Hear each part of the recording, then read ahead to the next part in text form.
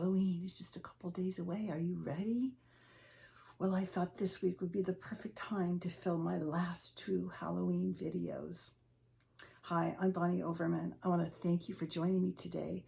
I hope my channel will inspire you to live a more productive, stylish, creative life at any age and always on a budget. And in case you're wondering, I'll be 70 years old next year. So you see, I have some guests with me today. So this is Helsa, who I made pretty much from scratch. You'll see in a few minutes. And this is Henry, her brother. And they have to do with a whole story I concocted during a haunted house I did when I turned 60 years old. By the way, if you like these kind of videos, please subscribe, like, and comment.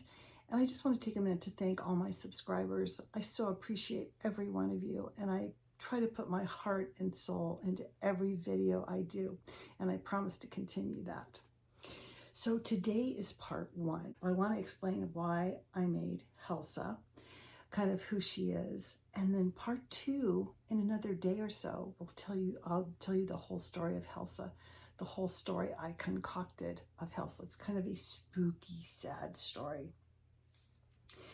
So let's go back 10 years ago when I was going to turn 60 years old, and my daughter-in-law's parents offered to give me their house and throw a party for me for my, milestone birthday. And since it's in October and very close to Halloween, I said, oh, why don't I do a Halloween party and I'll haunt your house? They said, sure, come on down. You can decorate our house. Little did they know, I was going to decorate every single room in the house with a different theme. The witches were in the dining room with boiling cauldrons and poison bottles. The kitchen was taken over crazy scarecrow skeletons that took over the kitchen. There was a vampire bathroom and the entryway, and the living room was going to be Helsa, her story, and her family. So I wanted to come up with a family that had lived there, 150 years ago, and how they come and haunt the house and everything. So it took me so long. It took me 3 trips going to San Diego, back and forth, trying to take all the things and set it up. Little did they know they were in for living with a haunted house for a month, a little over a month. So in my head, I wanted to put together a whole story about a young ghoul and what happened to her life and her younger brother. And I had this whole story in my head, and I said, I'm going to even take it further. I'm going to be the tour guide. So I'm going to, as people arrive to my party, I'm going to take them in groups of 5 with a flashlight and go through the graveyard and then go enter the house and tell them the whole story of Helsa and her family. Now, how did I come up with the name Helsa? Well, there was this character, Helsa, in a catalog that I thought I would purchase and use as my main heroine in my story, right? You see the figure in the middle? That's Helsa in her long white Victorian nightgown and long black hair, and she has her hands clasped before her. So I had her as the heroine of my story, and her name in the catalog was Helsa.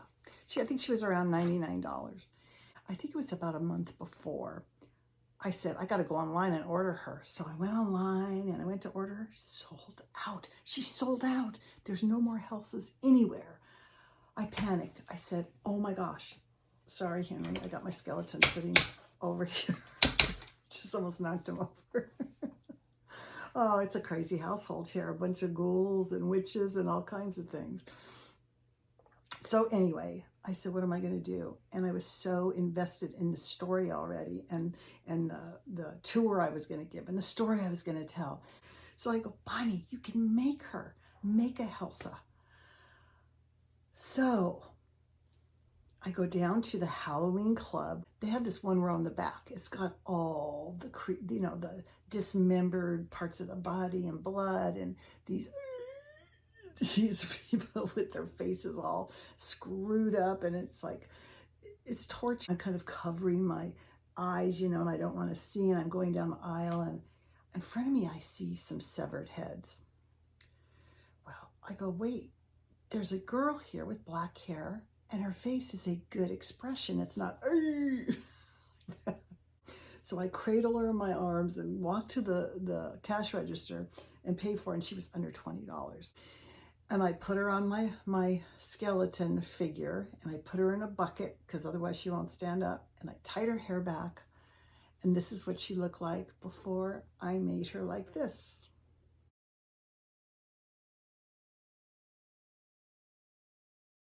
I took a bunch of white slinky polyester and draped it on her, and then my mother had a blouse that had ruffles and was the same fabric, so I tied that on. And I made a skirt, and I put her up on a plant stand and made it look like there was a dress coming down. And this is what she looked like in my house when I was done with her.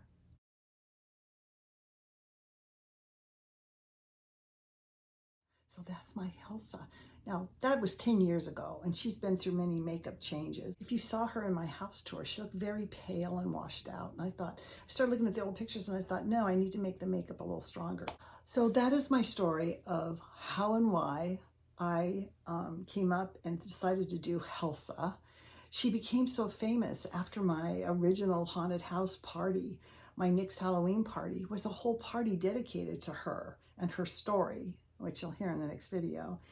And I had all of her things placed out. She attended. I even sent out her picture on the invitation. It was to die for. So I have a challenge for you. Maybe not this year, but next year, start thinking about a story, a spooky story, a story that you can come up with and create a creature that goes with it. And you can give a tour and explain their story. So I hope you will stay tuned for my next video. I get one more time to wear my Halloween wig. I'm still gonna wear it occasionally. I just have to wear a hat with it. And I'm gonna be posting that in a day or two. And make sure to turn in to part 2. You don't wanna miss it. We'll see you in the next video. Bye.